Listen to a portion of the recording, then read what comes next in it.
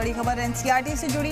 NCERT के judiciary में corruption chapter का मामला सामने आया है। करप्शन से जुड़े चैप्टर पर सीजीआई ने नाराजगी जताई है। बता दें कि जुडिशरी का बदनाम करने की इजाजत नहीं दी जाएगी, ये सोची समझी चाल लगती है, सीजीआई ने कहा। वहीं एनसीईआरटी की किताब में है जुडिशरी में करप्शन से जुड़ा चैप्टर। चीफ जस्टिस ने इस मामले पर खुद नोटिस दिया है। कपिल सिब्बल, सिंघवी, मुकुल रोहतगी ने उठाया मामला। क्लास 8 के बच्चों को ये पढ़ाना अफसोसनाक है, सिब्बल ने कहा। जानबूझकर चुनिंदा तरीके से बदनाम किया जा रहा है, सिंघवी ने कहा। एनसीईआरटी के जुडिशरी में करप्शन चैप्टर का मामला सामने आया है। बता दें कि करप्शन से जुड़े चैप्टर पर सीजीआई ने नाराजगी जताई है। जुडिशरी को बदनाम करने की इजाजत नहीं दी जाएगी, ये सोची समझी चाल लगती है, सीजीआई ने कहा है।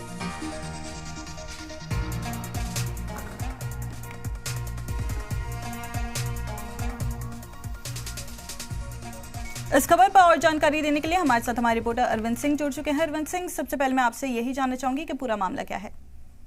देखिए, इस मामले में आज कुछ वरिष्ठ वकील जिसमें अभिषेक मनु सिंघवी, कपिल सिब्बल, मुकुल रोहतगी शामिल थे। उन्होंने चीफ जस्टिस की अध्यक्षता वाली बेंच के सामने मामला रखा और उन्होंने बताया कि एनसीईआरटी की कक्षा 8 की किताब में एक ऐसा चैप्टर शामिल किया गया है जिसमें न्यायपालिका में करप्शन को लेकर के बात की गई है।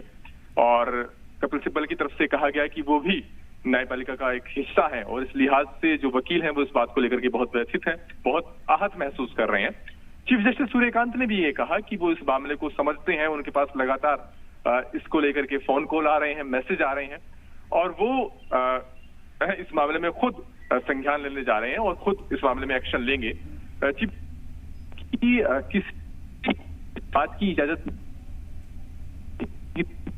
दी जाएगी कि इजाजत नहीं देंगे कि न्यायपालिका की गरिमा के खिलाफ कोई ऐसी बात कही जाए। बहरहाल सुनवाई के दौरान जो वकील हैं उनकी तरफ से ये भी सवाल उठाया गया कि इस मामले में सिर्फ जुडिशरी को ही टारगेट किया गया है। करप्शन राजनीति में भी है, सामाजिक क्षेत्र में भी है, लेकिन उसको लेकर के कोई बात नहीं कही गई है। सिर्फ न्यायपालिका में करप्शन को लेकर के बात जो है उस चैप्टर में शामिल की गई है। तो इस पर भी चीफ जस्टिस ने कहा कि उन्हें ऐसा लगता है कि ये एक सोची समझी चाल है। हालांकि चीफ जस्टिस ने कहा कि अभी वो इस मसले पर कुछ कहना नहीं चाहते। बहरहाल चीफ जस्टिस ने अपनी नाराजगी जाहिर कर दी है। उन्होंने ये भी कहा है कि वो इस मामले पर स्वतः संज्ञान लेंगे और उन्होंने यहाँ तक कहा कि कानून की नजर में सब बराबर है, चाहे कोई कितना भी बड़ा क्यों ना हो, कानून अपने हिसाब से काम करेगा। तो कहीं ना कहीं चीफ जस्टिस की जो नाराजगी है वो सामने आई है जब वकीलों की तरफ से इस मसले को उठाया गया। अरविंद, आपको क्या लगता है इस पे क्या अपडेट आगे सामने आ सकता है?